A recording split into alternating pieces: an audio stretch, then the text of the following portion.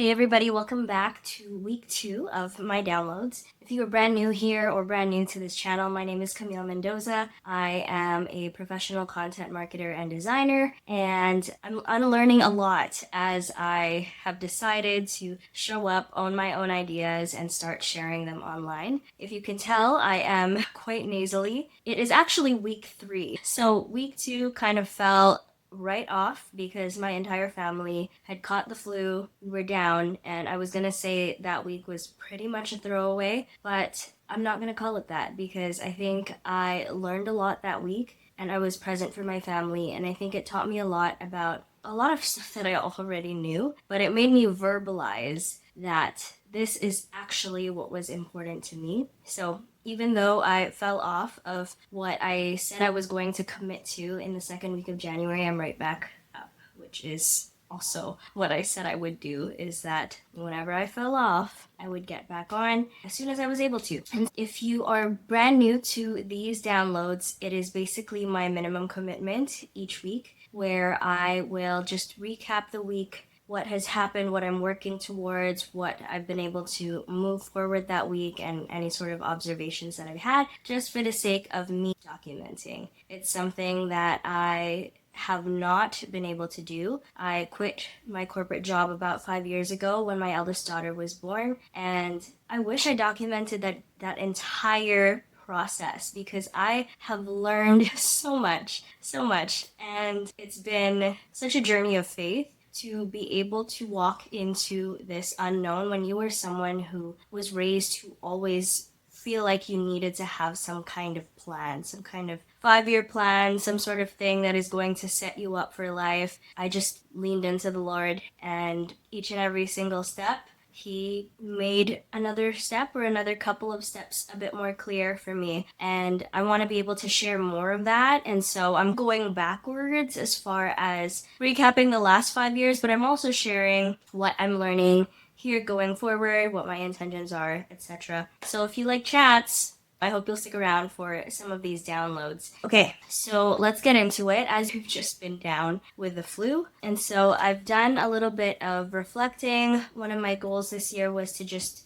share as I feel ready, as I've processed something, even if it's not perfect or polished or something that has been perfectly placed into a content calendar. Again, another one of the things that I'm unlearning since I do this professionally. So here are some of my raw thoughts that have come out of this week. Yeah, okay. I listened to this really great podcast by Veriditas, Angela Schneiders, Chantal Howard, and Father Nathan Cromley, and it was just about having a family and creating this family mission where all of you are included, whether or not your family is actually formally intertwined, such as a family business, or whether they are completely separate from the work that you do. A lot of the times we view our success as independent of what is going on in our family life. And so sometimes it can feel like when my daughter is waking up every 10 minutes because she's having a hard time breathing through her nose, and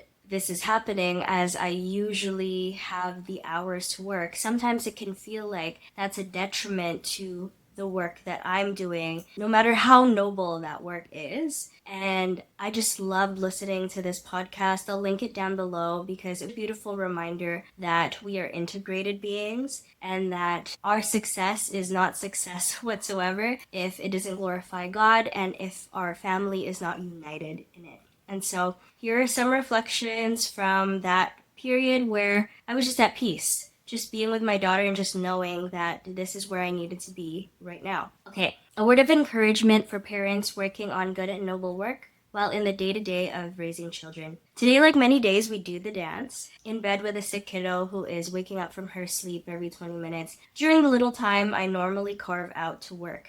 It's difficult and also a great privilege. Here's what's been encouraging me, and this is from the podcast. It's an even greater work to be committed to your mission while allowing it to move slower because little people need you now, or because your family needs you now, whatever the situation or the circumstance might be. Your kids, no matter how young, will be witnesses to this way of life. They become part of the mission. They see life and passion in their parents.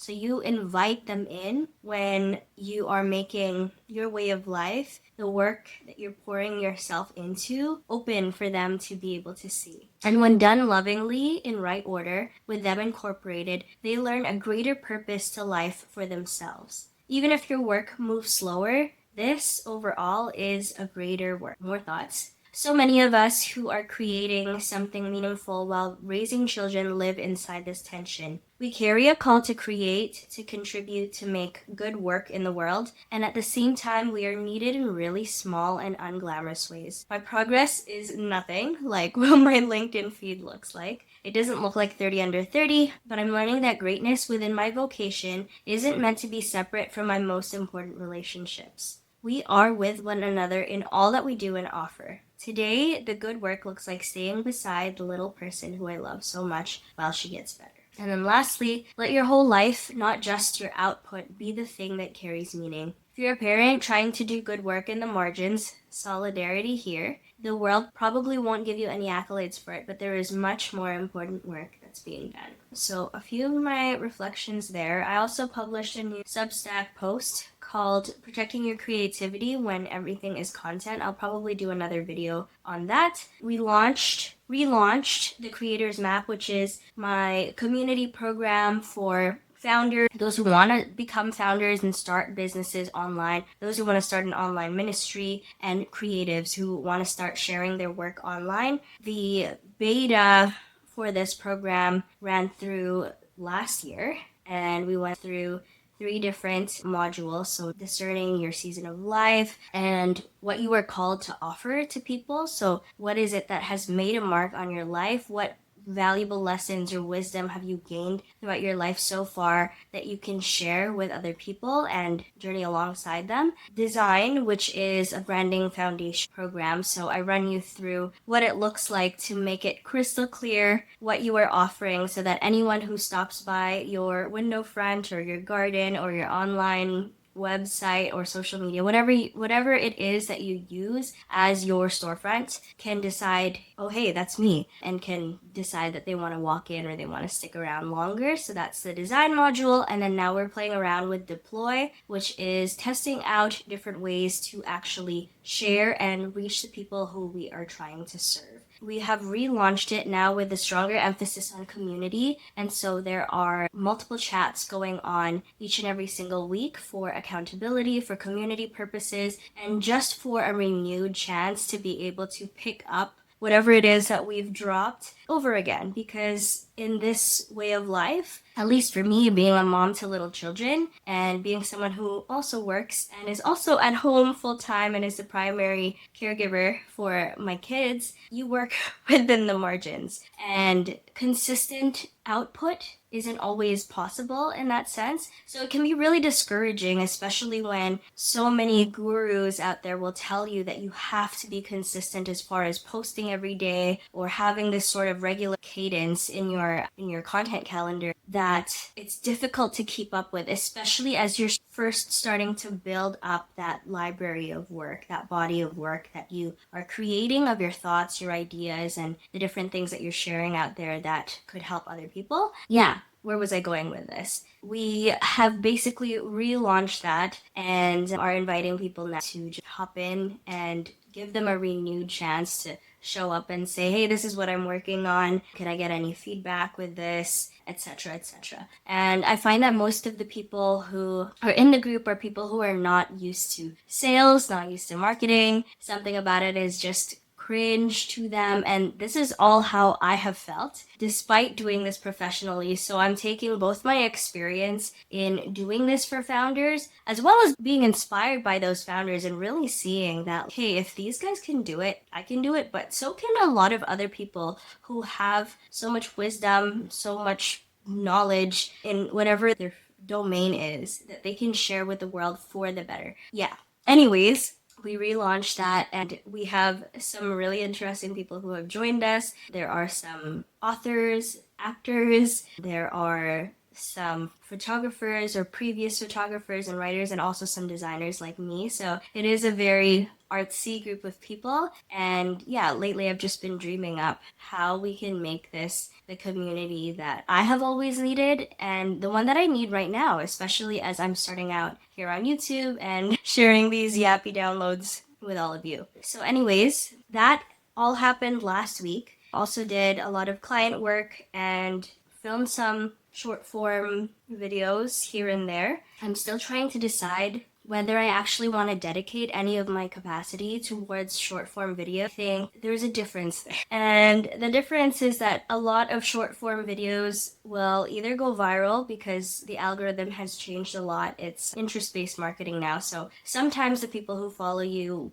probably will not even see your work, but they will see it if everybody else sees it. So it's all or nothing. And it doesn't last very long if it is one of those pieces that doesn't get picked up, which is fine. You're still building that body of work there. So if short form is your domain, absolutely stick to it and keep building that library there. But there is a difference between marketing and sharing what you have to offer to people who have actually been looking for it. So if you go onto YouTube or if you go into Pinterest or Substack even, the pace is a lot slower and people are more open to taking in something that they can actually sit with and break down in their thoughts and form their own thoughts around it and even leave thoughtful comments. And it lasts longer because people are actually seeking out this content. Whereas when you are on short form platforms like Instagram or TikTok, you're just there to scroll and numb out and just see what is new and what you might be missing. And so there are going to be pieces of content from people that you don't follow that just end up on your feed. And most of the time, you don't remember a lot of what you have scrolled through because they are like 50 and 30-second sound clips. And, or sorry, not sound clips, video clips. And just with the limited capacity that I have at this season, I'm not gonna write it off forever. I just don't know if it's the best use of my time to be brainstorming ideas or and even just repurposing some of the things that I've already wrote out on Substack onto short form platforms. But we will see. I'm still experimenting. So if that's you too, I'd love to hear your thoughts, what you're wrestling with, and whether or not you have decided for yourself if you are going to be focusing on short form videos or if you've just ruled it out completely, because I know of a lot of people who have just decided to focus on work that is going to last longer and actually reach people who are wanting to find that work. Okay, great. So that about covers last week and the beginning of this week. This week, I did film some short form early on, so it might be going out this week. I wrote some captions for all of it, and I'm at this point just dreaming about what this community would look like. I never expected to run a membership, but I feel like because it allows people access to me, it allows me to be able to walk people through building up their platforms and beginning to share their work. And it allows me to draw upon things that I've already created from the previous modules. It just feels right to be able to create this community space, especially knowing that so many of the people who have joined are people who cannot commit, like they do not have hours between 9 to 5 to be able to work on their online business or their presence or whatever it is that you want to call it. These are people who are absolutely working through the margins, and I want to be able to create a space for them to feel like they can just keep coming back and be nourished with what they need so that they can show up. So that's what a lot of this week, it's still the beginning of the week, but that's what a lot of this week so far has been about. Yeah, anyways, I will probably update the rest in next week's download, but thanks for sitting and chatting with me. If there is anything that in particular that stood out to you, or if you can weigh in on this whole short form thing or what would make a great community for creators who are part-time working within the margins, I would love to hear it in the comments. And if you wouldn't mind subscribing, that would be awesome, because again, need friends on this journey, and yeah, would love for you to be back.